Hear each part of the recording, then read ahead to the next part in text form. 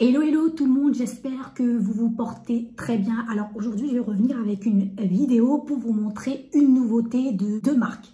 Donc Beauty Blender, je sais très bien c'est une nouveauté, vous l'avez peut-être remarqué. Ils ont sorti leur dernière nouveauté, en fait c'est leur éponge réversible 2 en 1. Du Beauty Blender où vous pouvez appliquer de la poudre libre et de l'autre côté vous pouvez appliquer du liquide. D'ailleurs, je l'ai utilisé dans une de mes vidéos où je vous montrais la revue de la poudre libre universelle de chez Chanel. Mais je ne vous ai pas donné mon avis. C'est pour ça que j'avais envie de le réaliser aujourd'hui. Mais cette fois, avec celle-ci de chez Real Techniques. Real Techniques également a sorti son éponge réversible 2 en 1. Vous voyez, vous avez d'un côté de l'éponge qui va permettre d'appliquer la poudre libre. Et de l'autre côté, vous avez la matière en silicone pour pouvoir appliquer bien évidemment, comme je vous disais, le liquide. Donc c'est 2 éponges réversibles, hein, vous voyez, super. Par contre la forme, pas du tout pareille, hein. Celle-ci, elle a l'air beaucoup plus grande que celle-ci, la forme est différente. La matière franchement d'un côté, elle a l'air beaucoup plus douce, vous voyez, je ne sais pas si on verra. Les poils ont l'air beaucoup plus longs. Oui, je l'ai appliqué et je l'ai lavé également hein, pour pouvoir vous le montrer. Mais hier, je l'ai appliqué. Donc, c'est pour ça que c'est un tout petit peu, pas sale, mais c'est la poudre. Hein. Forcément, une fois tapoté au fait sur le visage, bah, ça se transfère. Hein. Mais c'est pas du tout sale, hein, d'accord? Donc, et de l'autre côté, je n'ai pas appliqué. Vous voyez, là, ça permet au fait d'appliquer le liquide, comme je vous disais. Mais moi, sincèrement, je ne vais pas utiliser cette facette, mais plutôt celle-ci, pour pouvoir appliquer ma poudre libre, vous verrez. Et d'ailleurs, vous pouvez toujours regarder ma vidéo, elle est toujours en ligne.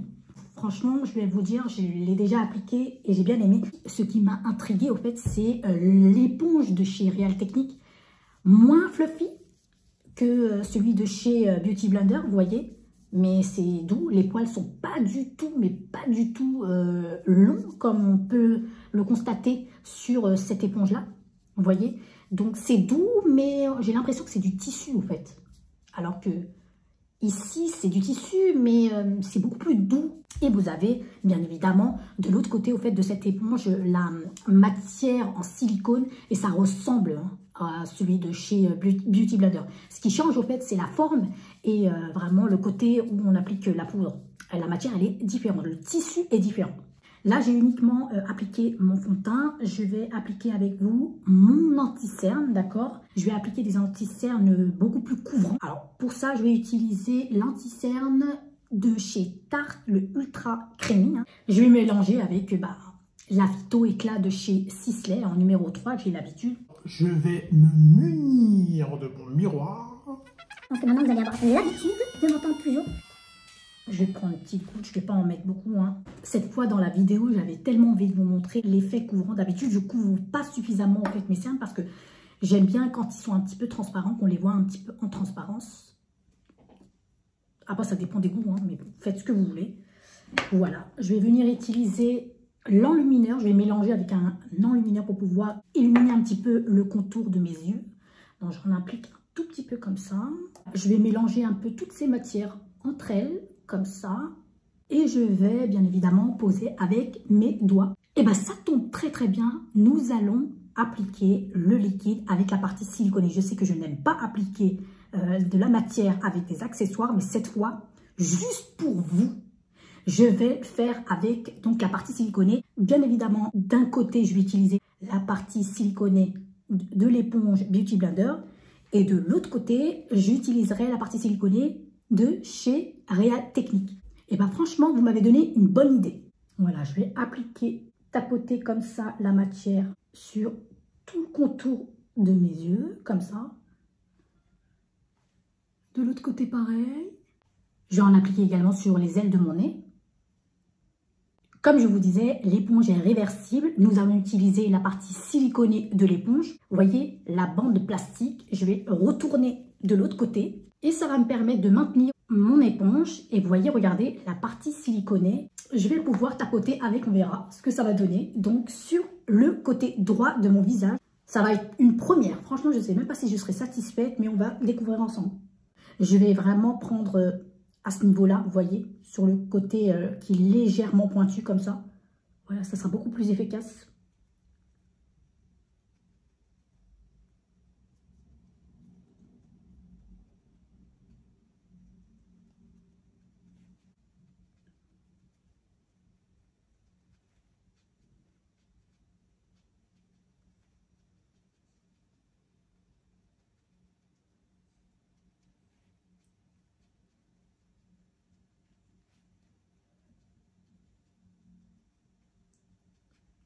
Voilà, j'ai enfin terminé. Je vais pouvoir travailler l'autre côté de mon cerne, bien évidemment, avec la partie siliconée de l'éponge Real Technique. Et ensuite, je vous donne mon avis.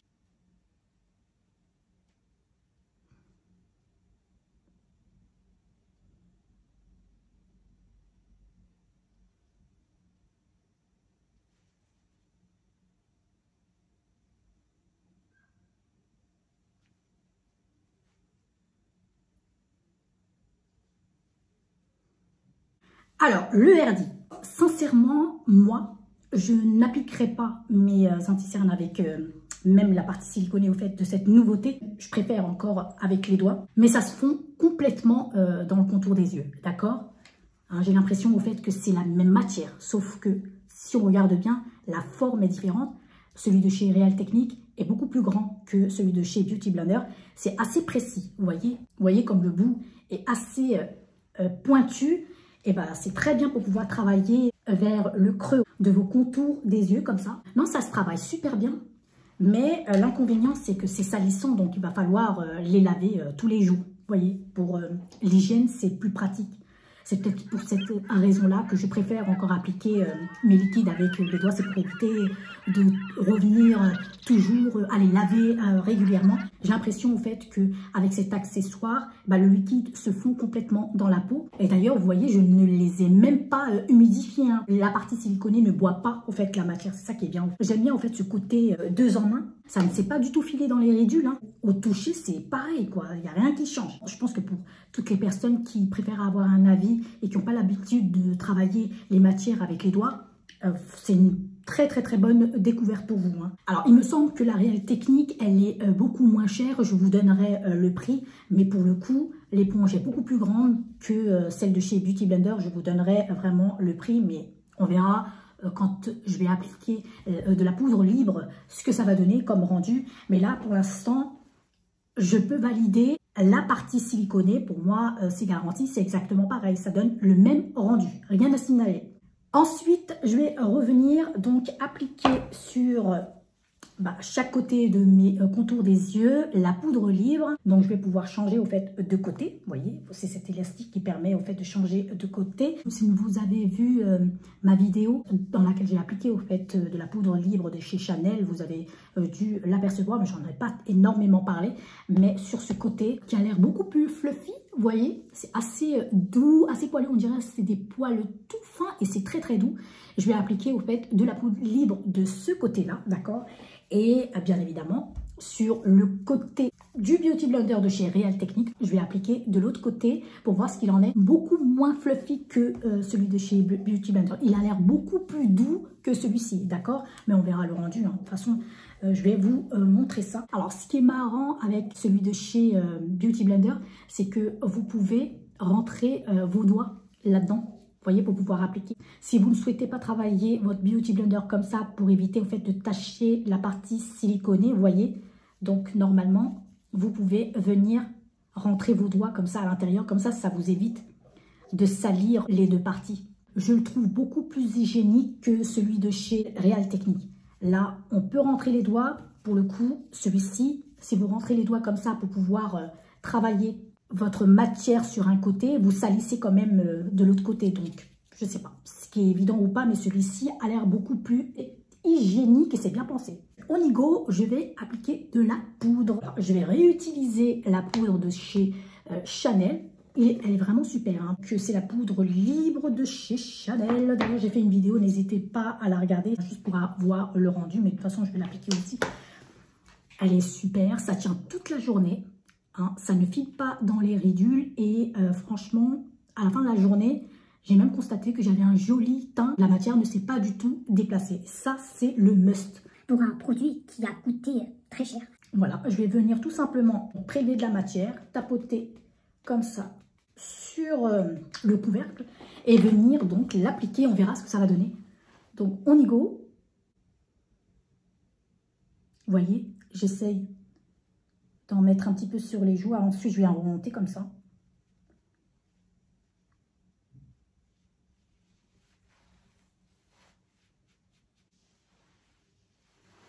Et ensuite, je vais faire exactement la même chose avec le Real Technique.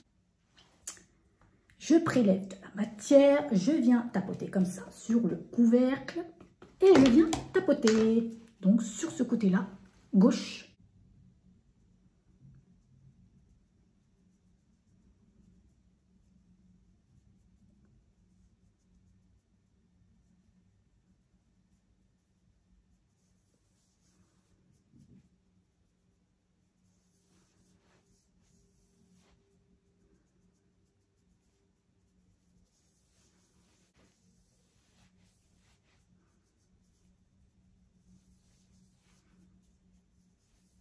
J'ai enfin terminé. Maintenant, je vais pouvoir vous donner mon verdict. Le fait de maintenir son Beauty Blender de cette façon-là, le tissu, au fait, c'est-à-dire la matière sur laquelle vous travaillez, le contour de vos yeux, il est assez rigide. Vous voyez, ça devient pas dur, mais ça permet au fait de bien poser votre poudre libre. Donc, la poudre ne se déplace pas. En fait, votre fond de teint ne se déplace pas au moment de l'application. Vous voyez, sur votre contour des yeux. Sincèrement, moi, je vais plus utiliser la partie où on applique la poudre libre que la partie siliconée. On applique au fait le liquide, mais ça vaut vraiment le coup également. Je vous disais que la matière, elle a l'air moins douce, moins fluffy que celui de chez Beauty Blender, mais pourtant le résultat est là. En fait, c'est exactement pareil pour moins cher, parce que Real Techniques, c'est une marque au fait de pinceaux et de Beauty Blender, ou même d'accessoires. Mais franchement, ça ne coûte pas cher et pourtant, c'est de la qualité comparée à des accessoires de luxe où vraiment, ils ne garantissent pas au fait la qualité. Et en plus, c'est vraiment pour tous les budgets. D'ailleurs, moi, les pinceaux au fait Real Techniques, c'est une tuerie. Je ne fais que de les laver une fois que je les utilise. Et franchement, j'ai pas l'impression que ça se détache ou que les poils partent. Vraiment une grosse tuerie. Et en plus, à l'application, c'est vraiment le must à avoir. Vraiment dans son make-up, mais rien à signaler au fait, la poudre se pose très bien, vous voyez, ça ne se déplace pas et je suis aussi convaincue avec, bien évidemment, la Beauty Blender qui coûte relativement un petit peu cher par rapport au Real Techniques, mais le must, c'est qu'au moins, c'est plus hygiénique que celui de chez Real Techniques puisqu'on peut enfoncer au fait ses doigts à l'intérieur et éviter au fait de salir. Vous voyez, avec les doigts d'un côté au fait de votre éponge, bien évidemment. Par contre, la matière, elle a l'air beaucoup plus douce, beaucoup plus fluffy. C'est plus facile au fait et c'est très agréable. Même avec celui de chez Real Techniques. Poser au fait ces matières avec ce genre d'éponge sans l'humidifier. Hein, c'est tellement agréable de poser et ça ne file pas dans les ridules. On peut revenir faire des retouches. Sincèrement, vous pouvez même revenir faire des petits retouches avec. C'est trop bien. C'est vraiment trop bien et la matière au fait se fond complètement. Alors, ensuite vous venez comme ça grossièrement travailler tout le visage. Vous voyez, en plus c'est tout petit comme ça.